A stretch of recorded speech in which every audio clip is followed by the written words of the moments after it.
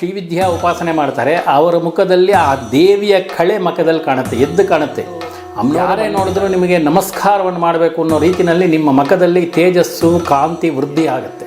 ಆ ಈಶ್ವರನ ತೇಜಸ್ಸು ಮುಖದಲ್ಲಿ, ಆ ಗಂಡಸಿನ ತೇಜಸ್ಸು, ನೀವು ಅದರ ಎದುರುಗಡೆ ನಿಂತ್ಕೊಂಡ್ರೆ ನಿಮ್ಮನ್ನು ಒಡೆದು ಬಿಸಾಕ್ಬಿಡುತ್ತೆ. ಯಾರೇ ಆಗ್ಬೋದು, ಯಾವ ಶಸ್ತ್ರಗಳು ಬ್ರಹ್ಮಾಸ್ತ್ರ ಸಹಿತವಾಗಿ ಅದನ್ನು ರಥಗಳು ಎಲ್ಲವೂ ಸರ್ವನಾಶವಾಗೋಗುತ್ತೆ. 2 ಅಕ್ಷೋಹಿಣಿ ಸೈನ್ಯ, 1 ಅಕ್ಷೋಹಿಣಿ ಸೈನ್ಯ ಅಂದರೆ 2 ಕೋಟಿ ಚಿಲ್ಲರೆ ಜನ ಉಪದೇಶವನ್ನು ಕೊಡಲಿಕ್ಕೆ ಸಾಧ್ಯ ಆಗೋದಿಲ್ಲ. ನೀವು ಮೊದಲನೇದಾಗಿ ಅಮ್ಮನವರ ಅನುಗ್ರಹವನ್ನು ಪಡಿಬೇಕು. ಅಗಸ್ತ್ಯರಿಗೆ ಯಾವುದೇ ರೀತಿಯಾದ ಮಂತ್ರವನ್ನು ಉಪದೇಶ ಮಾಡಲ್ಲ, ಕತೆ ಎಲ್ಲ ಹೇಳ್ತಾರೋ.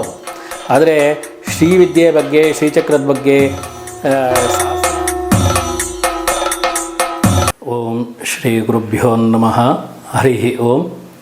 ಶ್ರೀವಿದ್ಯಾಂ ಜಗದಾಂ ಧಾತ್ರೀಂ ಸ್ವರ್ಗಸ್ಥಿತಿಲಯೇಶ್ವರೀಂ ನಮಾಮಿ ಲಲಿತಾಂ ನಿತ್ಯಾಂ ಭಕ್ತಾನಾಂ ಇಷ್ಟದಾಯಿನೀಂ ಜ್ಞಾನಮೂರ್ತಿಂ ತಪೋನಿಷ್ಠಂ ಸಚ್ಚಿದಾನಂದವಿಗ್ರಹಂ ನಮಾಮಿದಂ ಸದಾ ಭಕ್ತ್ಯಾಂ ಬಾಲುಕೇಶ್ವರ ಭಾರತೀಂ ಸದ್ಗುರು ಚರಣಾರವಿಂದಾಭ್ಯಾಂ ನಮಃ. ಸಾಷ್ಟಾಂಗ ಪ್ರಣಾಮಾನ್ ಸಮರ್ಪಯಾಮಃ. ನಮಸ್ತೆ ವೀಕ್ಷಕರೇ, ವಿಶ್ವಪ್ರಿಯ ಯೂಟ್ಯೂಬ್ ಚಾನಲ್ಗೆ ತಮ್ಮೆಲ್ಲರಿಗೂ ಸ್ವಾಗತ. ಎಂದಿನಂತೆ ಶ್ರೀವಿದ್ಯೆಯ ಸಂಚಿಕೆಯೊಂದಿಗೆ ನಾನು ನಿಮ್ಮ ಮುಂದೆ ಬಂದಿದ್ದೇನೆ. ನಮ್ಮ ಜೊತೆ ನಮ್ಮ ಕಾರ್ಯಕ್ರಮದಲ್ಲಿ ಷೋಡಶಿ ವೆಂಕಟ ಸುಬ್ರಹ್ಮಣ್ಯ ಶಾಸ್ತ್ರಿಗಳು ನಮ್ಮ ಕಾರ್ಯಕ್ರಮಕ್ಕೆ ಆಗಮಿಸಿದ್ದಾರೆ. ನಮಸ್ತೆ ಗುರುಗಳೇ. ಬಹಳ ದಿನಗಳ ನಂತರ ನಮಗೊಂದು ಅವಕಾಶ ಕೊಟ್ಟಿದ್ದೀರಾ ಕಾರ್ಯಕ್ರಮ ಮಾಡೋದಕ್ಕೆ ಶ್ರೀವಿದ್ಯೆಯ ಕುರಿತಾಗಿ. ಇದೇ ರೀತಿ ನೀವು ಇನ್ನು ಮುಂದೆ ದೇವಿಯ ಬಗ್ಗೆ ಹಾಗೂ ಇನ್ನಿತರ ಒಂದು ದೇವತೆಗಳ ಬಗ್ಗೆ ಒಂದು ಸಂದರ್ಶನವನ್ನು ನಮ್ಮ ಒಂದು ಚಾನಲ್ಗೆ ತಾವು ನೀಡಬೇಕೆಂದು ಈ ಮೂಲಕ ನಾನು ಕೇಳ್ಕೊತಾ ಇದ್ದೀನಿ. ಇವತ್ತಿನ ದಿನ ಈ ಕಾರ್ಯಕ್ರಮದಲ್ಲಿ ಯಾವ ಒಂದು ವಿಷಯನ ತಿಳಿಸಲಿದ್ದೀರಾ ಗುರುಗಳೇ? ಶ್ರೀ ಗುರುಭ್ಯೋ ನಮಃ. ಹರಿ ಓಂ. ವಿಶ್ವಪ್ರಿಯ ಚಾನಲ್ನ ವೀಕ್ಷಕರಿಗೆಲ್ಲರಿಗೂ ನನ್ನ ನಮಸ್ಕಾರಗಳು. ಇವತ್ತಿನ ದಿವಸ ಕೊನೆ ಭಾಗದಲ್ಲಿ ನಾವು ಷೋಡಶಿ ಬಗ್ಗೆ ಮತ್ತು ಶ್ರೀವಿದ್ಯೆ ಬಗ್ಗೆ ಯಾವ ವಿಚಾರವನ್ನು ನಾವು ಹೇಳಿದ್ವೋ ಅದೇ ವಿಚಾರವನ್ನು ಮುಂದುವರೆದ ಭಾಗವಾಗಿ ಈಗಿನ ಇನ್ನೊಂದು ಸ್ವಲ್ಪ ಭಾಗ ನಾನು ಹೇಳಬೇಕಾಗಿತ್ತು. ಆ ವಿಚಾರವಾಗಿ ಈ ಮುಂದುವರೆದ ಭಾಗವಾಗಿ ಈ ಎಪಿಸೋಡನ್ನು ನಾವು ಮಾಡ್ತಾ ಇದ್ದೇವೆ. ಈ ಹಿಂದೆ ನಾವು ಶ್ರೀವಿದ್ಯಾ ಉಪಾಸನೆ ಬಗ್ಗೆ, ಶ್ರೀವಿದ್ಯಾ ಆವಿರ್ಭಾವದ ಬಗ್ಗೆ ಮತ್ತು ಶ್ರೀಚಕ್ರದ ಆವಿರ್ಭಾವದ ಬಗ್ಗೆ ಕೆಲವೊಂದು ವಿಚಾರಗಳನ್ನು ನಾವು ಒಂದು 4-5 ಎಪಿಸೋಡ್ಗಳಲ್ಲಿ ಪೂಜಾ ವಿಚಾರವನ್ನು ಮತ್ತು ಹೇಗೆ ಮಾಡಬೇಕು, ಯಾರು ಮಾಡಬೇಕು, ಯಾವಾಗ ಮಾಡಬೇಕು ಅನ್ನೋದ್ರ ಬಗ್ಗೆ ಎಲ್ಲ ನಾವು ಬಹಳ ವಿಶೇಷವಾಗಿ ವಿಶ್ಲೇಷಣೆ ಮಾಡಿದ್ವಿ. ಅದೇ ರೀತಿಯಾಗಿ ಈಗ ಇನ್ನೊಂದು ಸ್ವಲ್ಪ ಭಾಗ ಅದರ ಬಗ್ಗೆ ಉಳ್ಕೊಂಡಿತ್ತು. ಅದನ್ನು ಇವಾಗ ಪೂರ್ಣ ಪ್ರಮಾಣದಲ್ಲಿ ಅದನ್ನು ಪೂರ್ತಿ ಮಾಡಬೇಕು ಅಂತ ಹೇಳಿ ನಿರ್ಧಾರ ಮಾಡಿದ್ದೀವಿ. ಶ್ರೀಚಕ್ರ ಉಪಾಸನೆ ಮಾಡಬೇಕಾದರೆ ನೀವು ಅಮ್ಮನವರ ಆವಿರ್ಭಾವದ ಬಗ್ಗೆ ಅಂತ ನಾನು ಮೊದಲೇ ಹೇಳಿದ್ದೆ. ಅಮ್ಮನವರ ಆವಿರ್ಭಾವ ಆಗ್ಬೋದು, ಅಥವಾ ಶ್ರೀಚಕ್ರಾರ್ಚನೆ ಬಗ್ಗೆ ಆಗ್ಬೋದು, ಶ್ರೀಮಂತ್ರಗಳ ಉಪದೇಶದ ಬಗ್ಗೆ ಆಗ್ಬೋದು.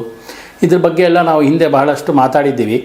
ಅದೇ ರೀತಿಯಾಗಿ ಈಗ ಅದು ಮುಂದುವರೆದ ಭಾಗವಾಗಿ ಈ ಫಲಶ್ರುತಿ ಅಂತ ನಾನು ಏನು ಹೇಳಿದ್ದೆ, ಈ ಶ್ರೀಚಕ್ರಾರ್ಚನೆ ಮಾಡಬೇಕಾದ್ರೆ ಏನೇನು ಯಾವ ರೀತಿಯಾದಂಥ ಮುಂಜಾಗ್ರತೆಯನ್ನು ನಾವು ವಹಿಸ್ಕೋಬೇಕು, ಯಾವ ರೀತಿಯಾದಂಥ ವಿಚಾರಗಳನ್ನು ನಾವು ತಿಳ್ಕೊಂಡಿರಬೇಕು, ಹೇಗೆ ಮಾಡಬೇಕು ಅನ್ನೋದ್ರ ಬಗ್ಗೆ ಫಲಶ್ರುತಿ ಕೊನೆಯಲ್ಲಿ ಹೇಳಿದ್ದೆ. ಅದು ಮುಂದುವರೆದ ಭಾಗನೇ ಈಗ ನಾನು ಮತ್ತೆ ಮುಂದುವರಿಸ್ತಾ ಇದ್ದೀನಿ. ಈ ಶ್ರೀವಿದ್ಯಾ ಉಪಾಸನೆ ಮಾಡಬೇಕಾದ್ರೆ ಏನಾಗುತ್ತೆ ಅಂತಂದರೆ, ನೀವು ಅವರನ್ನು ನೋಡ್ಬೋದು. ನೋಡಿದ ತಕ್ಷಣವೇ ನಿಮಗೆ ಗೊತ್ತಾಗುತ್ತೆ ಮುಖದಲ್ಲಿ ಆ ಒಂದು ರೀತಿಯಾದಂಥ ಅವ್ರ ಬಣ್ಣದ ಬಗ್ಗೆ ನಾನು ಹೇಳಲ್ಲ, ಯಾರದೇ ಅವರವ್ರ ಬಣ್ಣ ಅವ್ರವ್ರಿಗಿರುತ್ತೆ. ಆದರೆ ಮುಖದಲ್ಲಿ ಕಾಂತಿ, ತೇಜಸ್ಸು ಅಂತ ಏನು ಹೇಳ್ತೀವಿ, ಆ ತೇಜಸ್ಸು ದ್ವಿಗುಣವಾಗೋಗಿರುತ್ತೆ. ಆ ಮುಖದಲ್ಲಿ ಒಂದು ರೀತಿಯಾದಂಥ ಅಮ್ಮನವರೇ ಎದ್ದು ಕಾಣ್ತಾ ಇರ್ತಾಳೆ. ಆ ಮುಖದಲ್ಲಿ ಅವರನ್ನು ನೋಡಿದ ತಕ್ಷಣವೇ ಕೆಳಗಡೆ ಕಾಲು ಬಿದ್ದು ನಮಸ್ಕಾರ ಮಾಡಿಬಿಡಬೇಕು ಅನ್ನೋ ರೀತಿಯಾದಂಥ ಮನಸ್ಸು ಎದುರುಗಡೆ ನೋಡಿದವ್ರಿಗಾಗತ್ತೆ. ಈ ರೀತಿಯಾಗಿರ್ತಕ್ಕಂಥ ಕೆಲವು ಅನುಭವಗಳು ಬಹಳಷ್ಟು ಆಗುತ್ತೆ. ಮತ್ತು ಇನ್ನೊಂದು, ಯಾರೇ ನೋಡಿದ್ರೂ ನಿಮಗೆ ನಮಸ್ಕಾರವನ್ನು ಮಾಡಬೇಕು ಅನ್ನೋ ರೀತಿಯಲ್ಲಿ ನಿಮ್ಮ ಮುಖದಲ್ಲಿ ತೇಜಸ್ಸು ಕಾಂತಿ ವೃದ್ಧಿ ಆಗುತ್ತೆ. ಇದು ಮೊದಲನೇ ಭಾಗವಾಗಿ. ಅವ್ರ ಮುಖ ನೋಡಿದ ತಕ್ಷಣ ಹೇಳ್ಬಿಡ್ಬೋದು ಈ ಶ್ರೀವಿದ್ಯಾ ಉಪಾಸಕರು. ಯಾಕೆಂತಂದರೆ ದೇವಿಯ ಉಪಾಸನೆ ಮಾಡೋರಿಗೆ ಮುಖದಲ್ಲಿ ಇರ್ತಕ್ಕಂಥ ಕಾಂತಿನ ಅವರ ಮುಖದಲ್ಲೂ ನಾವು ನೋಡಬಹುದು. ಅದೇ ರೀತಿ ಈಶ್ವರಾರಾಧನೆ ಮಾಡ್ತಕ್ಕಂಥ ಸುಮಾರು ಜನರಿಗೆ ಆ ಈಶ್ವರನ ತೇಜಸ್ಸು ಮುಖದಲ್ಲಿ, ಆ ಗಂಡಸಿನ ತೇಜಸ್ಸು, ಆ ಒಂದು ರೀತಿಯಾಗಿರ್ತಕ್ಕಂಥ ಶಿವನ ಒಂದು ಇದೇ ಅವರ ಮುಖದಲ್ಲಿ ಎದ್ದು ಕಾಣ್ತಾ ಇರುತ್ತೆ. ಅದೇ ರೀತಿಯಾಗಿ ವಿಷ್ಣು ಆರಾಧನೆ ಮಾಡ್ತಕ್ಕಂಥ ಅವರಿಗೆ ಆ ಮುಖದಲ್ಲಿ ವಿಷ್ಣುವಿನ ತೇಜಸ್ಸೇ ಇರುತ್ತೆ. ನೀವು ಈ ವಿಚಾರವನ್ನು ನೀವು ಬಹಳವಾಗಿ ಗಮನಿಸಿ ನೋಡಿ, ನಿಮಗೆ ಇದು ಖಂಡಿತವಾಗಲೂ ಅನುಭವಕ್ಕೆ ಬರುತ್ತೆ. ಇವಾಗ ಎಕ್ಸಾಂಪಲ್ಗೆ ಹೇಳಬೇಕು ಅಂತಂದರೆ, ಯಾವುದಾದ್ರೂ ಒಂದು ಚಿತ್ರ ಬಿಡಿಸ್ತಾರೆ ಅಂತ ತಿಳ್ಕೊಳ್ಳಿ. ಒಂದು ಗಂಡು ದೇವ್ರದ್ದು, ಹೆಣ್ಣು ದೇವ್ರದ್ದು, ಭೂಮಿ ಮೇಲೆ ನಾವು ಮಂಡಲಗಳನ್ನು ಹಾಕ್ತೀವಿ. ಮಂಡಲ ಅಂತಂದರೆ ರಂಗೋಲಿನಲ್ಲಿ ಬಿಡಿಸ್ತಕ್ಕಂಥ ಒಂದು ವಿಧವಾಗಿರ್ತಕ್ಕಂಥ ದೇವರ ಚಿತ್ರ. ಆ ಚಿತ್ರದ ಕೆಳಗಡೆ ಯಂತ್ರಗಳನ್ನು ಹಾಕಿರ್ತಾರೆ. ಆ ಚಿತ್ರ ಬಿಡಿಸುವಾಗ್ಲೂ ಅಷ್ಟೇ, ಆ ಚಿತ್ರ ಯಾರು ಬಿಡಿಸಿರ್ತಾರೆ ಅವರ ಮುಖದಲ್ಲಿರ್ತಕ್ಕಂಥ ತೇಜಸ್ಸು, ಅವರ ಮುಖವನ್ನೇ 90 ಭಾಗ ಆ ಚಿತ್ರ ಹೋಲಿರುತ್ತೆ. ಅವ್ರ ಮುಖ ಹೇಗಿರುತ್ತೋ ಹಾಗೇನೆ ಅದು ಹೆಣ್ಣು ದೇವರಾಗಲಿ ಗಂಡು ದೇವರಾಗಲಿ ಅವ್ರ ಮುಖ ಹೇಗಿರುತ್ತೋ ಹಾಗೇನೆ ಅದು ಅಲ್ಲಿ ಅವರು ಬಿಡಿಸಿರ್ತಾರೆ. ಇದು 90 ಭಾಗ ನೀವು ಗಮನಿಸಬೇಕಾಗಿರ್ತಕ್ಕಂಥ, ಇದು ಶಿಲ್ಪಕಲೆಯಲ್ಲಿ ಇರ್ತಕ್ಕಂಥ ಒಂದು ಭಾಗ ಅಷ್ಟೇ. ಇದು ನಾನು ಹುಟ್ಟಿಸ್ಕೊಂಡು ಹೇಳ್ತಾ ಇರುವಂಥದ್ದಲ್ಲ, ಅದು ಶಿಲ್ಪಕಲೆಯಲ್ಲೂ ಹಾಗೇ ಇದೆ. ಅವರ ಮುಖ ಹೇಗಿರುತ್ತೋ ಹಾಗೆ ಬಿಂಬಗಳನ್ನು ಕೆತ್ತನೆ ಮಾಡ್ತಾರೆ, ವಿಗ್ರಹಗಳನ್ನು ಹಾಗೆ ಮಾಡ್ತಾರೆ. ಆಚಾರ್ಯಗಳನ್ನು ನೋಡ್ಬೋದು ನೀವು ಬೇಕಾದರೆ, ಯಾವುದಾದ್ರೂ ಕಲ್ಲಿನ ವಿಗ್ರಹಗಳು ಅದು ಇದು ಮಾಡಬೇಕಾದ್ರೆ ಅವರ ಮೂಗು, ಅವರ ಕಣ್ಣು, ಅವ್ರ ಮುಖ ಹೇಗಿರುತ್ತೋ ಹಾಗೆ ವಿಗ್ರಹವನ್ನು ಕೆತ್ತನೆ ಮಾಡಿರ್ತಾರೆ. ಅದೇ ರೀತಿಯಾಗಿ ಇಲ್ಲಿ ಯಾರು ಶ್ರೀವಿದ್ಯಾ ಉಪಾಸನೆ ಮಾಡ್ತಾರೆ ಅವರ ಮುಖದಲ್ಲಿ ಆ ದೇವಿಯ ಕಳೆ ಮುಖದಲ್ಲಿ ಕಾಣುತ್ತೆ, ಎದ್ದು ಕಾಣುತ್ತೆ. ಅಮ್ಮನವರೇ ಬಂದ್ಬಿಟ್ಟಿದ್ದಾಳೆ ಅನ್ನೋ ರೀತಿಯಲ್ಲಿ ಅವ್ರ ಮುಖದಲ್ಲಿ ಆ ತೇಜಸ್ಸು ವೃದ್ಧಿ ಆಗ್ತಾನೇ ಹೋಗುತ್ತೆ. ಎರಡನೇದಾಗಿ ಮುಖ್ಯವಾಗಿ ಅದೇ ನಾನು ಫಲಶ್ರುತಿನಲ್ಲಿ ಹೇಳ್ದಂಗೆ ಜ್ಞಾನ ವೃದ್ಧಿ ಆಗತ್ತೆ. ನಿಮಗೆ ಆ ಪೂಜೆಯನ್ನು ಮಾಡ್ಕೊಂಡು ಹೋಗ್ತಾ ಇರಬೇಕಾದ್ರೆ ತಾನಾಗಿ ನಿಮಗೆ ಮುಂದೆ ಏನಾಗತ್ತೆ ಅನ್ನೋದ್ರ ಬಗ್ಗೆ ತೋಚುತ್ತೆ. ಅಂದರೆ ಏನು ಮಾಡ್ಬೋದು, ಏನಾಗತ್ತೆ ಮುಂದೆ ಅನ್ನೋದು ನಿಮಗೆ ಮುಂಜಾಗ್ರತವಾಗಿ ತಿಳಿಯಲಿಕ್ಕೆ ಶುರುವಾಗುತ್ತೆ. ನೀವು ಶ್ರೀಚಕ್ರಾರ್ಚನೆ, ನವಾವರಣಾರ್ಚನೆ ಇದನ್ನು ಮತ್ತೆ ಪಂಚದಶಿ, ಷೋಡಶಿ ಈ ಮಂತ್ರಗಳನ್ನು ಜಪಾನುಷ್ಠಾನ ಪ್ರತಿನಿತ್ಯ ಮಾಡ್ತಾ ಹೋದರೆ ಜ್ಞಾನ ವೃದ್ಧಿ ಆಗತ್ತೆ. ಮುಖ್ಯವಾಗಿ ಅದೇ ಜ್ಞಾನ ಸಿಕ್ಕಾಪಟ್ಟೆ ವೃದ್ಧಿ ಆಗತ್ತೆ. ನಿಮಗೆ ಮುಂದೆ ಏನಾಗುತ್ತೆ, ಹಿಂದೆ ಏನಾಗುತ್ತೆ ಅನ್ನೋದ್ರ ಬಗ್ಗೆ ಜ್ಞಾನ ವೃದ್ಧಿ ಬಹಳ ಚೆನ್ನಾಗಿ ನಿಮಗೆ ಗೊತ್ತಾಗುತ್ತೆ, ಮುನ್ಸೂಚನೆ ಸಿಗುತ್ತೆ. ಮುಂದೆ ನಾಳೆ ತೊಂದರೆ ಆಗುತ್ತೆ ಅಂದರೆ ಇವತ್ತಿಂದಾನೇ ನಿಮಗೆ ಅದರ ಮುನ್ಸೂಚನೆ ಸಿಗಲಿಕ್ಕೆ ಶುರುವಾಗುತ್ತೆ. ಇದು ಬಹಳ ಮುಖ್ಯವಾಗಿರ್ತಕ್ಕಂಥ ವಿಚಾರ. ನಿಮ್ಗೆ ನಾಳೆ ತೊಂದರೆ ಆಗುತ್ತೆ ಅಂದರೆ ಅದು ಇವತ್ತೇ ಸಿಕ್ಸ್ತ್ ಸೆನ್ಸ್ ಹೇಳಕ್ಕೆ ಶುರು ಮಾಡುತ್ತೆ, ಇಲ್ಲ ಎಡಗಣ್ಣೆ ಅದರಕ್ಕೆ ಶುರುವಾಗುತ್ತೆ, ಇಲ್ಲ ಯಾವುದೋ ಒಂದು ರೀತಿಯಲ್ಲಿ ನಿಮಗೆ ಈ ತೊಂದರೆ ಆಗುತ್ತೆ ಅನ್ನೋದನ್ನು ಮುನ್ಸೂಚನೆಯನ್ನು ಶ್ರೀವಿದ್ಯಾ ಉಪಾಸಕರು ಅನುಭವಿಸ್ತಾರೆ. ಇದು ನನ್ನ ಅನುಭವನೂ ಸಹ. ಆದರೆ ತೊಂದರೆಗಳು ಬರುತ್ತೆ, ಯಾರಿಗೂ ಮನುಷ್ಯರಾಗಿ ಹುಟ್ಟಿದ ಮೇಲೆ ಯಾರಿಗೂ ತೊಂದರೆ ಬರಲ್ಲ ಅಂತಲ್ಲ, ಎಲ್ಲರಿಗೂ ಬಂದೇ ಬರುತ್ತೆ. ಅದ್ರ ಹಿಂದೆಯೇ ನಿಮ್ಮ ನಡೆ, ನಿಮ್ಮ ನುಡಿ ಮತ್ತು ನಿಮ್ಮ ಅನುಭವ, ನಿಮ್ಮ ಸಾಧನೆ, ನಿಮ್ಮ ಇದು ಸರಿಯಾಗಿದ್ದರೆ ಅದಕ್ಕೆ ಹಿಂದ್ಗಡೆಯೇ ಒಂದು ಸೊಲ್ಯೂಷನ್, ಅದಕ್ಕೆ ಏನು ಬೇಕೋ ಅದು ನಿಮಗೆ ಅಮ್ಮನವ್ರು ಹಿಂದ್ಗಡೆಯೇ ಕಳಿಸ್ತಾಳೆ. ಅದೇ ಮುಖ್ಯವಾಗಿರ್ತಕ್ಕಂಥದ್ದು. ಮತ್ತು ನೀವು ಏನು ಕೇಳ್ತೀರ ಅದು ಸಿದ್ಧಿ ಆಗುತ್ತೆ. ಅದು ನಿಧಾನ ಆಗ್ಬೋದು, ಆದರೆ ಇವತ್ತಲ್ಲ ನಾಳೆ ಅದು ಖಂಡಿತವಾಗಲೂ ಅದು ನಿಮಗೆ ಸಿದ್ಧಿ ಆಗಲಿಕ್ಕೆ ಶುರು ಮಾಡುತ್ತೆ. ಇನ್ನೊಂದೇನಾಗುತ್ತೆ ಅಂತಂದರೆ, ನೀವು ಅಮ್ಮನವ್ರನ್ನ ಹಂಗಂತೇಳಿ ನೀವು ಏನೋ ಕೇಳ್ಕೊಂಬಿಟ್ರೆ ಆಗೋದಿಲ್ಲ. ನಿಮ್ಮ ಪ್ರಾರಬ್ಧ ಅಂತಂದರೆ ಕರ್ಮ ಅಂತಲೂ ಹೇಳ್ಬೋದು. ನೀವು ಒಳ್ಳೇದು ಮಾಡಿರಿ, ಕೆಟ್ಟದ್ದು ಮಾಡಿರಿ, ಅರ್ಥ ಆಯ್ತಾ? ಒಳ್ಳೇದು ಮಾಡಿದರೆ ಒಳ್ಳೇದಾಗತ್ತೆ, ಕೆಟ್ಟದ್ದು ಮಾಡಿದ್ರೆ ಕೆಟ್ಟದಾಗತ್ತೆ. ನೀವು ಮಾವಿನ ಮರ ಹಾಕ್ಬಿಟ್ಟು ನನಗೆ ಸೀಬೆ ಹಣ್ಣು ಕೊಡು ಅಂತಂದರೆ ಕೊಡೋಕ್ಕಾಗಲ್ಲ. ಮಾವಿನ ಮರದಲ್ಲಿ ಮಾವಿನ ಮರನೇ ಹಣ್ಣೇ ಸಿಗುತ್ತೆ, ಸೀಬೆ ಮರದಲ್ಲಿ ಸೀಬೆ ಹಣ್ಣೇ ಸಿಗುತ್ತೆ. ನೀವು ಪುಣ್ಯ ಕಾರ್ಯಗಳನ್ನು ಹೆಚ್ಚಾಗಿ ನೀವು ಮಾಡಿದರೆ ಆ ಪುಣ್ಯದ ಕರ್ಮ ನಿಮಗೆ ಪುಣ್ಯದ ಫಲವನ್ನೇ ಕೊಡುತ್ತೆ. ಒಂದು ಸಿಂಪಲ್ಲಾಗಿ ಒಂದು ಎಕ್ಸಾಂಪಲ್ ನಾನು ಹೇಳಬಲ್ಲೆ, ಒಂದು ಉದಾಹರಣೆಯನ್ನು ನಾನು ನಿಮಗೆ ಕೊಡಬಲ್ಲೆ. ಏನು ಅಂತಂದರೆ, ಈ ಮಹಾಭಾರತದ ಯುದ್ಧ ನಡಿಬೇಕಾದ್ರೆ 18 ದಿನಗಳಲ್ಲಿ 14ನೇ ದಿವಸ ದ್ರೋಣಾಚಾರ್ಯರು ಇವರು ಎಲ್ಲರೂ ಸತ್ತೋಗಿರ್ತಾರೆ. ಭೀಷ್ಮ, ದ್ರೋಣರೆಲ್ಲ ಸಾವಿಗೀಡಾಗಿರ್ತಾರೆ. ಅವ್ರ ಮಗ ಅಶ್ವತ್ಥಾಮ, ದ್ರೋಣಾಚಾರ್ಯರ ಮಗ ಅಶ್ವತ್ಥಾಮ ಸೇಡಿನ ಕಿಚ್ಚು ಅವನಲ್ಲಿ ಜಾಸ್ತಿ ಆಗಿರುತ್ತೆ. ನಮ್ಮ ತಂದೆಯನ್ನು ಕೂತಿರ್ಬೇಕಾದ್ರೆ ಕೊಂದಾಕ್ಬಿಟ್ರಲ್ಲ ಇವರು, ಈ ಕೈಯಲ್ಲಿ ಶಸ್ತ್ರವನ್ನು ತ್ಯಾಗ ಮಾಡಿರಬೇಕಾದ್ರೆ ಇವ್ರು ಕೊಂದುಬಿಟ್ರಲ್ಲ ಅನ್ನೋ ಕೋಪ ಜಾಸ್ತಿ ಆಗೋಗಿರೋ, ಸಿಕ್ಕಾಪಟ್ಟೆ ಕೋಪ ಬಂದುಬಿಡುತ್ತೆ ಅಶ್ವತ್ಥಾಮನಿಗೆ. ನಮ್ಮ ತಂದೆ ಇವ್ರಿಗೆಲ್ಲ ಪಾಠ ಹೇಳ್ಕೊಟ್ಟಂಥ ಗುರುಗಳನ್ನು ಇವರು ಈ ರೀತಿಯಾಗಿ ಹೀನಾಯವಾಗಿ ಕೊಂದುಬಿಟ್ರಲ್ಲ ಅಂತೇಳಿ ಬಹಳ ದುಃಖ ಆಗುತ್ತೆ. ನಾನು ಬಿಡೋದಿಲ್ಲ, ಅವ್ರನ್ನ ಸಾಯಿಸ್ತೀನಿ ಅಂತ ಹೇಳಿ ಇವತ್ತು ಯುದ್ಧವನ್ನು ಮುಗಿಸ್ಬಿಡ್ತೇನೆ ಅನ್ನೋ ರೀತಿಯಲ್ಲಿ ನಿರ್ಧಾರವನ್ನು ತಗೊಂಡು ಭಯಂಕರವಾಗಿ ಯುದ್ಧವನ್ನು ಮಾಡ್ತಾನೆ.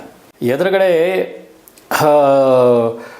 ಸಿಕ್ಕವ್ರನ್ನೆಲ್ಲ ಕೊಂದುಕೊಂಡು ಶಸ್ತ್ರಗಳನ್ನು ಪ್ರಯೋಗ ಮಾಡ್ತಾ ಹೋಗ್ತಾ ಇರ್ತಾನೆ. ಈ ಸಾಮಾನ್ಯವಾದ ಅಸ್ತ್ರಗಳನ್ನು ಪ್ರಯೋಗ ಮಾಡಿದ್ರೆ ಪ್ರಯೋಜನ ಇಲ್ಲ ಅಂಥೇಳಿ ನಾರಾಯಣಾಸ್ತ್ರವನ್ನು ಪ್ರಯೋಗ ಮಾಡ್ತಾನೆ. ಆ ನಾರಾಯಣಾಸ್ತ್ರ ಅನ್ನತಕ್ಕಂಥದ್ದು ದ್ರೋಣಾಚಾರ್ಯರಿಗೆ ಭಗವಾನ್ ಮಹಾವಿಷ್ಣುನೇ ಕೊಟ್ಟಿರ್ತಾನೆ. ಅದರ ಮಹಾವಿಷ್ಣು ದ್ರೋಣಾಚಾರ್ಯರು ಕೊಟ್ಟಿರ್ತಾನೆ. ದ್ರೋಣಾಚಾರ್ಯರಿಂದ ಇದು ಮಗನಿಗೆ ಅಶ್ವತ್ಥಾಮನಿಗೆ ಬಂದಿರುತ್ತೆ. ಹಾಗಾಗಿ ಅವ್ರು ಉಪಯೋಗಿಸೋದೇ ಇಲ್ಲ ದ್ರೋಣಾಚಾರ್ಯರು, ಕೊನೆವರೆಗೂ ಆ ಅಸ್ತ್ರವನ್ನು ಉಪಯೋಗಿಸಿರೋದಿಲ್ಲ. ಅದು ಇವನಿಗೂ ಕೊಟ್ಟಿರ್ತಾರೆ, ಇವನು ಅದನ್ನು ಪ್ರಯೋಗ ಮಾಡ್ತಾನೆ. ಅದರ ವಿಶೇಷತೆ ಏನು ಅಂತಂದರೆ, ನೀವು ಅದರ ಎದುರುಗಡೆ ನಿಂತ್ಕೊಂಡ್ರೆ ನಿಮ್ಮನ್ನು ಒಡೆದು ಬಿಸಾಕ್ಬಿಡುತ್ತೆ. ಯಾರೇ ಆಗ್ಬೋದು, ಯಾವ ಶಸ್ತ್ರಗಳು ಬ್ರಹ್ಮಾಸ್ತ್ರ ಸಹಿತವಾಗಿ ಅದನ್ನು ತಡೆಯೋದಕ್ಕೆ ಯಾರಿಂದಲೂ ಸಾಧ್ಯವೇ ಆಗೋದಿಲ್ಲ. ಯಾಕೆ ಈ ಮಾತನ್ನು ಹೇಳ್ತಾ ಇದ್ದೀನಿ ಅಂದರೆ, ಆ ಅಸ್ತ್ರದ ಬಲ ಅಂತ ಅದು ನೀವು 100 ಅಸ್ತ್ರ ಬಿಟ್ಟರೆ ಅದು 1000 ಅಸ್ತ್ರಗಳನ್ನು ನಿಮ್ಮ ಮೇಲೆ ಪ್ರಯೋಗ ಮಾಡುತ್ತೆ. ಈ ರೀತಿಯಾಗಿರ್ತಕ್ಕಂಥದ್ದು ನಾರಾಯಣಾಸ್ತ್ರ. ಅದರ ಎದುರಾಗಿ ಯಾವ ಅಸ್ತ್ರಗಳು ನಿಲ್ಲೋದಕ್ಕೆ ಸಾಧ್ಯವೇ ಇಲ್ಲ. ಅಷ್ಟು ಶಕ್ತಿಯುತವಾಗಿರ್ತಕ್ಕಂಥ ಅಸ್ತ್ರ ನಾರಾಯಣಾಸ್ತ್ರ. ಅದನ್ನು ಪ್ರಯೋಗ ಮಾಡಿಬಿಡ್ತಾನೆ ಇವನು. ಆ ನಾರಾಯಣಾಸ್ತ್ರವನ್ನು ಪ್ರಯೋಗ ಮಾಡಿದ್ರೆ 2 ಅಕ್ಷೋಹಿಣಿ ಸಹಿತ ಕೋಟ್ಯಾಂತರ ಜನ, ಅದರಲ್ಲಿ ನಡೀತಕ್ಕಂಥವ್ರು, ಯುದ್ಧ ಮಾಡ್ತಕ್ಕಂಥವ್ರು, ಆನೆಗಳು, ಕುದುರೆಗಳು, ರಥಗಳು ಎಲ್ಲವೂ ಸರ್ವನಾಶವಾಗೋಗುತ್ತೆ. 2 ಅಕ್ಷೋಹಿಣಿ ಸೈನ್ಯ, 1 ಅಕ್ಷೋಹಿಣಿ ಸೈನ್ಯ ಅಂದರೆ 2 ಕೋಟಿ ಚಿಲ್ಲರೆ ಜನ. ಅಂಥದ್ದು 2 ಅಕ್ಷೋಹಿಣಿ ಸೈನ್ಯವನ್ನು ನುಂಗಾಕ್ಬಿಡುತ್ತೆ, ಬೆಂಕಿಗೆ ಆಹುತಿ ಮಾಡುತ್ತೆ, ಎಲ್ಲ ಮಾಡಿಬಿಡುತ್ತೆ. ಕಡೆಯಲ್ಲಿ ಅವನು ಕೃಷ್ಣಾರ್ಜುನನನ್ನು ಸಾಯಿಸಬೇಕು ಅನ್ನೋ ಮೂಲ ಕಾರಣವನ್ನೇ ಇಟ್ಕೊಂಡು ಅವನು ಆ ಅಸ್ತ್ರವನ್ನು ಪ್ರಯೋಗ ಮಾಡಿರ್ತಾನೆ. ಅದು ಎಲ್ಲರನ್ನೂ ಸಾಯಿಸುತ್ತೆ, ಬಟ್ ಕೃಷ್ಣಾರ್ಜುನರನ್ನು ಸಾಯಿಸೋಕ್ಕಾಗೋದಿಲ್ಲ ಆ ನಾರಾಯಣಾಸ್ತ್ರದ ಕೈಯಲ್ಲಿ. ಅದಕ್ಕೆ ಕಾರಣಗಳು ಬಹಳ ಇದೆ. ಕೃಷ್ಣ ಅದಕ್ಕೆ ಉಪಾಯವನ್ನು ಮಾಡ್ತಾನೆ. ಉಪಾಯವನ್ನು ಹೇಳಿ ಸೈನ್ಯವನ್ನು ಶರಣಾಗತಿಯಾಗೋ ರೀತಿಯಲ್ಲಿ ಮಾಡಿ ಎಲ್ಲರನ್ನೂ ಅದಕ್ಕೆ ಒಂದೇ ಒಂದು ಆ ನಾರಾಯಣಾಸ್ತ್ರದ ಮುಂದೆ ಅಂದರೆ ಶರಣಾಗತಿ ಆಗಬೇಕು. ಯಾರು ಶರಣಾಗತರಾಗ್ತಾರೆ ಅವ್ರನ್ನ ಅಸ್ತ್ರ ಏನೂ ಮಾಡೋದಿಲ್ಲ. ಇದೊಂದೇ ಅದರಲ್ಲಿ ಇರತಕ್ಕಂಥ ಉಪಾಯ. ಆ ಉಪಾಯವನ್ನು ಶ್ರೀಕೃಷ್ಣ ಪರಮಾತ್ಮ ಎಲ್ಲರಿಗೂ ಹೇಳಿ ಅವ್ರನ್ನೆಲ್ಲ ಕಾಪಾಡಿಬಿಡ್ತಾನೆ. ಇವನು ಅದೇ ರೀತಿಯಲ್ಲಿ ತಪ್ಪಿಸ್ಕೊಂಡು ಹೊರಗಡೆ ಬರ್ತಾನೆ.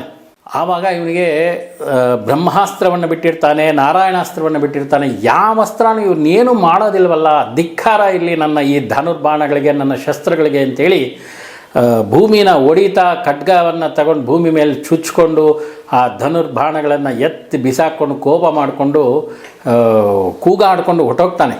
ಯುದ್ಧ ಭೂಮಿನಲ್ಲಿ ನಾವು ಅಷ್ಟು ಹೊರಟೋಗ್ತಾನೆ ಅಷ್ಟು ದೂರ.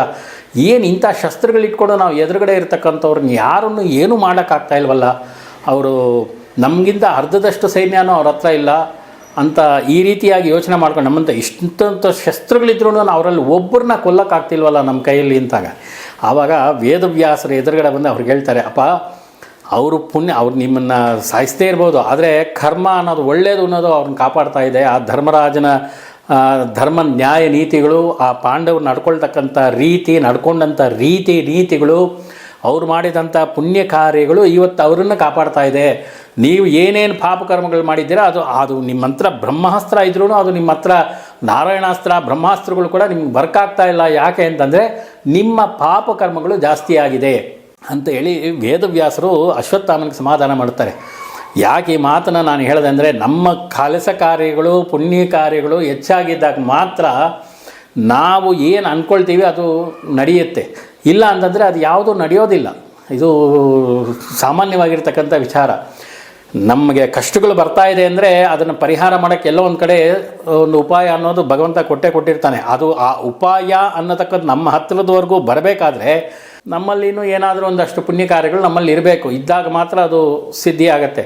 ನಾನು ಬರೀ ಪೂಜೆ ಮಾಡ್ಕೊಂಡಿದ್ದೀನಿ, ಮಾಡೋದೆಲ್ಲ ಅನ್ಯಾಯ ಅಕ್ರಮಗಳನ್ನು ಮಾಡಿಕೊಂಡು ನಾವು ಪೂಜೆ ಪುನಸ್ಕಾರ ಮಾಡ್ತಾಯಿದ್ದೀನಿ ಅಂದರೆ ಅದು ಸಾಧ್ಯವಿಲ್ಲದಂಥ ಮಾತದು. ಹಾಗಾಗಿ ಈ ಒಂದು ಎಕ್ಸಾಂಪಲ್ ನಾನು ನಿಮ್ಗೆ ಯಾಕೆ ಕೊಟ್ಟೆ ಅಂತಂದರೆ, ಈ ರೀತಿಯಾಗಿರ್ತಕ್ಕಂಥ ಅಭೀಷ್ಟ ಸಿದ್ಧಿಗಳು ಸಿದ್ಧಿಯಾಗಬೇಕಾದ್ರೆ ನೀವು ಮನಸ್ಸಲ್ಲಿ ಅಂದ್ಕೊಂಡಿದ್ದೆ. ಯಾಕಂದರೆ ಅಲ್ಲಿ ಅಶ್ವತ್ಥಾಮ ಅಂದ್ಕೊಂಡಿದ್ದು ಅಷ್ಟೇ, ನಾರಾಯಣಾಸ್ತ್ರ ಬಿಟ್ಬಿಡ್ತೀನಿ, ಎಲ್ಲನೂ ಸಾಯಿಸ್ಬಿಡ್ತೀನಿ, ನನ್ನ ಹತ್ರ ಬ್ರಹ್ಮಾಸ್ತ್ರ ಇದೆ, ನಾರಾಯಣಾಸ್ತ್ರಕ್ಕಿಂತ ಆ ಯುದ್ಧದಲ್ಲಿ ಅದಕ್ಕಿಂತ ಮಿಗಿಲಾದಂಥ ಅಸ್ತ್ರ ಯಾವುದೂ ಇಲ್ಲ ಅಂತ ನಾರಾಯಣಾಸ್ತ್ರ ಪ್ರಯೋಗ ಮಾಡಿ ಅವ್ರನ್ನ ಯಾರನ್ನೂ ಏನೂ ಮಾಡೋಕ್ಕಾಗಲಿಲ್ಲ.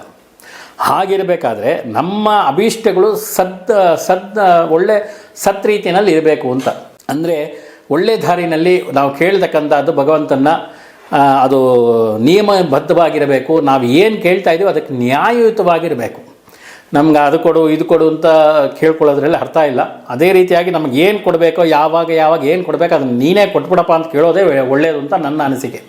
ಯಾಕೆ ಅಂತಂದರೆ 60 ವರ್ಷಕ್ಕೆ ಮದುವೆ ಯೋಗ ಕೊಟ್ಟು 75 ವರ್ಷಕ್ಕೆ ಮಕ್ಕಳು ಯೋಗ ಕೊಟ್ಟರೆ ಅವ್ನ ಮಕ್ಕಳು ನೋಡ್ಕೊಳ್ತಾನ, ಎದ್ದು ಓಡಾಡ್ತಾನ, ಅವ್ರಿಗೆ ದಾರಿ ಮಾಡೋಕ್ಕಾಗತ್ತಾ? ಇಲ್ಲೋ 75 ವರ್ಷ ಆದಮೇಲೆ ಅವನಿಗೆ ಕೋಟ್ಯಾಂತರ ರೂಪಾಯಿ ಧನ ಆಸ್ತಿ ಬಂತು ಅಂದರೆ ಅವನು ಅನುಭವಿಸೋಕ್ಕಾದರೂ ಆಗುತ್ತಾ? ಯಾವುದೂ ಸಾಧ್ಯ ಇಲ್ಲ. ಹಾಗಾಗಿ ಯಾವ ಏಜ್ಗೆ ವಯಸ್ಸಿಗೆ ತಕ್ಕ ಹಾಗೆ ನಮ್ಗೆ ಏನು ಕೊಡಬೇಕೋ ಅದನ್ನು ನೀನೇ ಕರುಣಿಸ್ಬಿಡಪ್ಪ ಅಂತ ಕೇಳ್ಕೊಳ್ಳೋದು ನಮ್ಮ ಒಂದು ಧರ್ಮ. ಹಾಗೆ ಅದನ್ನೇ ಕೇಳಬೇಕು ಅಂತ ಹೇಳ್ತಾರೆ. ಮತ್ತು ಶಂಕರಾಚಾರ್ಯರು ಇನ್ನೂ ಒಂದು ಮಾತು ಹೇಳ್ತಾರೆ, ಭಗವಂತನ ಮುಂದೆ ಬೇಡದಾಗ ಅನಾಯಾಸೇನ ಮರಣಂ ವಿನಾ ಧೈನ್ಯೇನ ಜೀವನಂ ದೇಹಿಮೇ ದೇವ ತ್ವೈಭಕ್ತಿಂ ಅಚಂಚಲಂ ಅಂತ. ನಿರ್ಮಲವಾಗಿ ಶುದ್ಧವಾಗಿ ನಮ್ಗೆ ಯಾವುದೇ ತೊಂದರೆಗಳಿಲ್ಲದೆ ಫಟ್ ಅಂತ ಪ್ರಾಣ ಹೋಗ್ಬಿಡ್ಬೇಕಂತೆ. ಈ ಬೆಡ್ ರಿಟರ್ನ್ ಆಗೋದು, ಕಾಯಿಲೆಗಳು ಅನುಭವಿಸೋದು, ಆ ನರಕ ಅನ್ನೋದು ಬೇರೆ ಎಲ್ಲೂ ಇರೋದಿಲ್ಲ, ಆಸ್ಪತ್ರೆಗಳಲ್ಲೇ ಇರುತ್ತೆ. ನಾವು ಅನುಭವಿಸೋ ಕಾಯಿಲೆಗಳಲ್ಲೇ ಇರುತ್ತೆ ನರಕ ಅನ್ನೋದು. ಹಾಗಾಗಿ ಆ ರೀತಿಯಾಗಿರ್ತಕ್ಕಂಥ ಯಾವುದೇ ಇದಿಲ್ಲದೆ ನಮ್ಮ ಪ್ರಾಣ ಅನ್ನೋದು ಅಂದ್ಕೊಂಡಿದ್ದ ತಕ್ಷಣ ಫಟ್ ಅಂತ ಹೋಗ್ಬಿಡಬೇಕು ಅಂತ ಒಂದು ವರವನ್ನು ಕೊಡು. ಮತ್ತು ಸಾಯೋವರೆಗೂ ಸತ್ತ ನಂತರವೂ ನಿನ್ನ ಮೇಲಿನ ಭಕ್ತಿ ಯಾವತ್ತೂ ಕಡಿಮೆ ಆಗಬಾರ್ದು, ಈ ರೀತಿಯಾಗಂಥ ವರವನ್ನು ಕೊಡು ಅಂತೇಳಿ ಭಗವಂತನಲ್ಲಿ ಕೇಳ್ಕೊಳ್ತಾರಂತೆ ಶಂಕರಾಚಾರ್ಯರೇ, ನಾನಲ್ಲ. ಅವರೇ ಆ ರೀತಿ ಕೇಳಿರಬೇಕಾದ್ರೆ ನಾವು ಏನೇನ ಕೇಳ್ಬೋದು? ಹಾಗಾಗಿ ಭಗವಂತನ ಮುಂದೆ ಕೇಳಬೇಕಾದ್ರೆ ಏನೇ ಕೇಳಿದ್ರೂ ಸಿದ್ಧಿ ಆಗತ್ತೆ, ಹಾಗಂತೇಳಿ ಏನೇನೋ ಕೇಳೋಕ್ಕಾಗಲ್ಲ. ಅದಕ್ಕೆ ಆದಂಥ ಒಂದು ಇತಿಮಿತಿಗಳು ಇರುತ್ತೆ. ಇನ್ನೊಂದು, ಈ ಶ್ರೀವಿದ್ಯಾ ಉಪಾಸನೆ ಅನ್ನತಕ್ಕಂಥದ್ದು ನಾನು ಈಗ ಶುರು ಮಾಡಿಬಿಡ್ತೀನಿ, ಇವತ್ತೇ ಮಾಡಿಬಿಡ್ತೀನಿ, ನಾನು ಈಗಲೇ ಮಾಡಿಬಿಡ್ತೀನಿ. ನನಗೆ ಹೋದ್ಸಲ ಯಾರೋ ಸುಮಾರು ಜನ ಫೋನ್ ಮಾಡಿ ಕೇಳಿದ್ರು ನನ್ನನ್ನು, ಸ್ವಾಮಿ ನಾಳೆ ಬರಲ್ಲ, ನಾಳಿದ್ದು ಬರಲ್ಲ, ಯಾವತ್ತಿಂದ ಶುರು ಮಾಡ್ತೀರಾ ಅಂತ. ಅದು ನಾಳೆ ನಾಳಿದ್ದು ನಾಡಿದ್ದಿಂದ ಶುರು ಮಾಡೋಕ್ಕಾಗಲ್ಲ. ಯಾಕೆ ಮಾತನ್ನು ಹೇಳ್ತಾ ಇದ್ದೀನಿ ಅಂತಂದರೆ, ಇದಕ್ಕೆ ತಯಾರಿಯನ್ನು ಬಹಳ ಹಿಂದೆಯೇ ನೀವು ಮಾಡ್ಕೋಬೇಕಾಗತ್ತೆ. ಅಂದರೆ ಉಪದೇಶ ಕೊಟ್ಟು ಏಕ್ದಮ್ ಉಪದೇಶವನ್ನು ಕೊಡಲಿಕ್ಕೆ ಸಾಧ್ಯ ಆಗೋದಿಲ್ಲ. ನೀವು ಮೊದಲನೇದಾಗಿ ಅಮ್ಮನವರ ಅನುಗ್ರಹವನ್ನು ಪಡಿಬೇಕು. ಅಮ್ಮನವರ ಅನುಗ್ರಹ ಇಲ್ಲದೆ ನಿಮ್ಗೆ ಯಾವುದೂ ಸಿದ್ಧಿ ಆಗೋದಿಲ್ಲ. ಈ ದೇವಿ ಭಾಗವತದಲ್ಲಿ ಲಲಿತಾ ಸಹಸ್ರನಾಮದಲ್ಲೇ ಒಂದು ವಿಚಾರ ಬರುತ್ತೆ. ಹಯಗ್ರೀವರು ಅಗಸ್ತ್ಯರಿಗೆ ಎಲ್ಲ ದೇವಿ ಭಾಗವತ, ದೇವಿ ಪುರಾಣ ಎಲ್ಲನೂ ಹೇಳ್ತಾರೆ. ಆದರೆ ಉಪದೇಶವನ್ನು ಕೊಡೋದಿಲ್ಲ ಅಗಸ್ತ್ಯರಿಗೆ. ಯಾವುದೇ ರೀತಿಯಾದ ಮಂತ್ರವನ್ನು ಉಪದೇಶ ಮಾಡಲ್ಲ, ಕತೆ ಎಲ್ಲ ಹೇಳ್ತಾರೆ ಅವರು. ಆದರೆ ಶ್ರೀವಿದ್ಯೆ ಬಗ್ಗೆ, ಶ್ರೀಚಕ್ರದ ಬಗ್ಗೆ, ಸಹಸ್ರನಾಮದ ಉಪದೇಶದ ಬಗ್ಗೆ ಅವರು ಒಂದು ಮಾತನ್ನು ಅವ್ರಿಗೆ ಅಗಸ್ತ್ಯರಿಗೆ ಉಪದೇಶವನ್ನೇ ಮಾಡೋದಿಲ್ಲ. ಆವಾಗ ಅಗಸ್ತ್ಯರು ಕೇಳ್ತಾರೆ, ಪರಮಾತ್ಮ ನೀನು ಎಲ್ಲವನ್ನೂ ಹೇಳಿದ್ದೀಯಾ, ಆದರೆ ನನಗೆ ಅದರ ಯೋಗ್ಯತೆ ಇಲ್ವಾ, ಅರ್ಹತೆ ಇಲ್ವಾ, ನಾನು ಅದಕ್ಕೆ ಯೋಗ್ಯನಲ್ವಾ, ನನಗೆ ಉಪದೇಶ ಮಾಡಬಾರ್ದಾ ನೀನು? ಬರೀ ಪುರಾಣವನ್ನೇ ಹೇಳಿದ್ದೀಯಾ, ದೇವಿಯ ಬಗ್ಗೆ ಲೀಲೆಗಳನ್ನು ಹೇಳಿದ್ದೀಯಾ, ದೇವಿಯ ಸಾಧನೆಗಳ ಬಗ್ಗೆ ಹೇಳಿದ್ದೀಯಾ, ದೇವಿಯನ್ನು ಹೊಗಳಿದೆಯಾ, ಎಲ್ಲ ಮಾಡಿದೆಯಾ. ಆದರೆ ಆ ತಾಯಿಯನ್ನು ಉಪಾಸನೆ ಮಾಡ್ತಕ್ಕಂಥ ವಿಧಿವಿಧಾನಗಳನ್ನಾಗಲಿ ಆ ಮಂತ್ರಗಳನ್ನಾಗಲಿ ನೀನು ನನಗೆ ಉಪದೇಶ ಮಾಡಿಲ್ವಲ್ಲ, ನಾನು ಅದಕ್ಕೆ ಯೋಗ್ಯನಲ್ವಾ ಅಂತೇಳಿ ಕೇಳಿದಾಗ ಹಯಗ್ರೀವ ಹೇಳ್ತಾರೆ, ಇದಕ್ಕೆ ನಾನು ಏನೂ ಮಾಡೋಕ್ಕಾಗಲ್ಲಪ್ಪ, ನೀನು ಅಮ್ಮನವರ ಅನುಗ್ರಹವನ್ನು ಪಡಿಬೇಕು. ಅಮ್ಮನವರ ಅನುಗ್ರಹ ಆದರೆ ಮಾತ್ರ ಅಮ್ಮನವ್ರು ಕೊಡು ಅಂತ ಹೇಳಿದ್ರೆ ನಾನು ಕೊಡ್ಬೋದು, ನಾನಾಗಿ ಆ ರೀತಿ ಕೊಡಲಿಕ್ಕಾಗೋದಿಲ್ಲ ಅಂಥೇಳಿ ಹಯಗ್ರೀವರೇ ಅಗಸ್ತ್ಯರಿಗೆ ಉಪದೇಶ ಮಾಡ್ತಾರೆ. ನಂತರ ಹಯಗ್ರೀವರು ದೇವಿಯನ್ನು ಶ್ರೀಚಕ್ರಾರ್ಚನೆಯನ್ನು, ನವಾವರಣಾರ್ಚನೆಯನ್ನು ಎಲ್ಲ ಮಾಡ್ತಾರೆ. ತದನಂತರದಲ್ಲಿ ಅವ್ರಿಗೂ ಸಹಸ್ರನಾಮ ಪಾರಾಯಣವನ್ನು ಮಾಡ್ತಾರೆ, ಅವ್ರಿಗೂ ಅನುಗ್ರಹ ಆಗುತ್ತೆ, ಇಲ್ಲ ಅಂತ ಇಲ್ಲ. ಆ ನಂತರ ಹಯಗ್ರೀವರು ಅವ್ರಿಗೆಲ್ಲವನ್ನು ಉಪದೇಶ ಮಾಡ್ತಾರೆ, ನೀನು ಅದಕ್ಕೆ ಯೋಗ್ಯನಾಗಿದ್ದೀಯಾ ಅಂತ ಹೇಳಿ ಅಗಸ್ತ್ಯರಿಗೆ ಹಯಗ್ರೀವ ದೇವರು ಉಪದೇಶವನ್ನು ಮಾಡ್ತಾರೆ. ಅದು ಆನಂತರದಲ್ಲಿ ಯಾಕೆ ಈ ಮಾತು ಹೇಳಿದೆ ಅಂತಂದರೆ, ಉಪದೇಶ ತಗೋಬೇಕಾದ್ರೆ ಅದಕ್ಕೆ ನೀವು ಕೆಲವೊಂದು ತಯಾರಿಗಳನ್ನು ಮಾಡ್ಕೋಬೇಕಾಗತ್ತೆ. ನಾನು ಮುಂದೆ ಹೇಳ್ತೇನೆ. ನಾನು ಸಲನೂ ಹೇಳಿದ್ದೆ, ಅಮ್ಮನವರ ಅನುಗ್ರಹ ಇಲ್ಲದೆ ಯಾವುದೂ ಸುಲಭವಾಗಿ ಸಿಗೋಲ್ಲ. ಅದು 1 ದಿನ 2 ದಿನ 3 ದಿನ ಮಾಡಿದೆ, 40 ದಿನ ಮಾಡಿದೆ, 3 ತಿಂಗಳು ಮಾಡಿದೆ, 108 ದಿನ ಮಾಡಿದೆ ಅಂತಂದರೆ ಸಿಗಲ್ಲ. ನನ್ನ ಅನುಭವದ ಮಾತನ್ನು ಹೇಳ್ತೀನಿ, ಯಾರೂ ತಪ್ಪಾಗಿ ತಿಳ್ಕೊಳ್ಳೋದು ಬೇಡ. ನಾನೇ ಒಂದು 16 ವರ್ಷಗಳ ಕಾಲ ಸಹಸ್ರನಾಮ ತ್ರಿಶತಿ ಪಾರಾಯಣ ಮಾಡಿದ ಮೇಲೆ ನನಗೆ ಈ ರೀತಿಯಾಗಿರ್ತಕ್ಕಂಥ ಒಂದು ಶ್ರೀವಿದ್ಯಾ ಉಪಾಸನೆ ಮಾಡತಕ್ಕಂಥ ಒಂದು ಅವಕಾಶವನ್ನು ತಾಯಿ ಒದಗಿಸ್ಕೊಟ್ಟಿದ್ದಾಳೆ. 1 ದಿನ 2 ದಿನದಲ್ಲಿ ಅದು ಸಾಧ್ಯ ಆಗಿಲ್ಲ. ಅನಂತರದಲ್ಲಿ ಗುರುಗಳ ಹತ್ರ ಗುರುಗಳನ್ನೇ ಕರ್ಕೊಂಬಂದು ನನ್ನ ಮುಂದೆ ನಿಲ್ಲಿಸಿದ್ಲು. ಅದು ಕತೆ ಬೇರೆ. ನನಗೆ ಯಾರಿಗೆ ಬೇಕೋ ನನಗೆ ಯಾವ ರೀತಿ ಬೇಕೋ ಆ ರೀತಿಯಾಗಿರ್ತಕ್ಕ ಗುರುಗಳ ಸಾಮೀಪ್ಯವನ್ನು ನನಗೆ ಒದಗಿಸ್ಕೊಟ್ಲು ತಾಯಿ. ಅರ್ಥ ಆಯ್ತಲ್ಲ? ಆ ರೀತಿ ನೀವು ಹುಡ್ಕೊಂಡು ಹೋಗಬೇಕಾದ್ದೇ ಬೇಕಾಗಿಲ್ಲ ಗುರುಗಳ ಬಗ್ಗೆ. ಆ ತಾಯಿನೇ ನಿಮಗೆ ಅವರನ್ನು ಸೇರಿಸ್ತಕ್ಕಂಥ ಕೆಲಸವನ್ನು ಮಾಡ್ತಾಳೆ. ನೀವು ಮುಖ್ಯವಾಗಿ ನಿತ್ಯ ಆರಾಧನೆ ಮಾಡ್ಕೊಂಡೋಗಿ ಸಾಕು. ಅದು ಆರಾಧನೆಯೇ ನಿಮಗೆ ಬಹಳಷ್ಟು ಫಲಗಳನ್ನು ಕೊಡುತ್ತೆ. ಶ್ರದ್ಧಾಭಕ್ತಿಯಿಂದ ಮಾಡಿ, ಯಾರಿಗೂ ಮೋಸ ವಂಚನೆ ಮನಸ್ಸಿನಲ್ಲಿ ಇಟ್ಕೊಂಡು ಕೆಟ್ಟದಾಗಿ ಭಾವನೆ ಮಾಡಿಕೊಂಡು ಮಾಡೋದು ಬೇಡ. ನೀವು ಶ್ರದ್ಧಾಭಕ್ತಿಯಿಂದ ಮಾಡಿ. ನೀವು ಶ್ರೀವಿದ್ಯಾ ಉಪಾಸನೆ ಶುರು ಮಾಡಿದ್ರೆ ನಿಮ್ಮ ಮನಸ್ಸಿನಲ್ಲೇ, ನಾನು ಹೇಳಿದ್ನಲ್ಲ ಬಿಗಿನಿಂಗಲ್ಲೇ ಹೇಳಿದ್ದೆ, ಮುಖದಲ್ಲಿ ತೇಜಸ್ಸು ವೃದ್ಧಿ ಆಗುತ್ತೆ ಅಂತೇಳಿ, ಅದೇ ರೀತಿ ಇನ್ನೂ ಒಂದು ಆಗುತ್ತೆ. ನಿಮ್ಮಲ್ಲಿ ಕೋಪ, ತಾಪ, ದ್ವೇಷ, ಅರಿಷಡ್ ವರ್ಗಗಳು ಅಂತ ನಾವು ಏನು ಹೇಳ್ತೀವಿ, ಕಾಮಕ್ರೋಧ, ಲೋಭ, ಮೋಹ, ಮದ, ಮಾತ್ಸರ್ಯ ಅಂತೇಳಿ, ಇದು ಎಲ್ಲವೂ ತಗ್ಗೋಗುತ್ತೆ. ನಿಮ್ಮಲ್ಲಿ ಇನ್ನೊಬ್ಬರ ಮೇಲೆ ದ್ವೇಷ ಸಾಧಿಸಬೇಕು ಅಂತಾಗಲಿ ಆಟೋಮೆಟಿಕ್ಕಲ್ಲಿ ಅದೇ ಕಡಿಮೆ ಆಗೋಗುತ್ತೆ.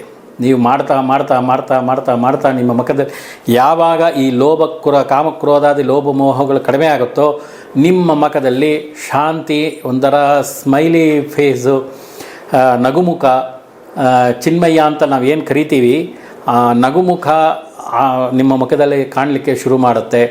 ಮತ್ತು ಮನಸ್ಸಿನಲ್ಲಿ ಈ ಲೋಭ ಮೋಹಗಳು ಯಾವಾಗ ಕಡಿಮೆ ಆಗುತ್ತೆ ನಿಮಗೆ ಶಾಂತಿ ಅನ್ನೋದು ತಂತಾನಾಗೆ ನಿಮಗೆ ಸಿಗುತ್ತೆ.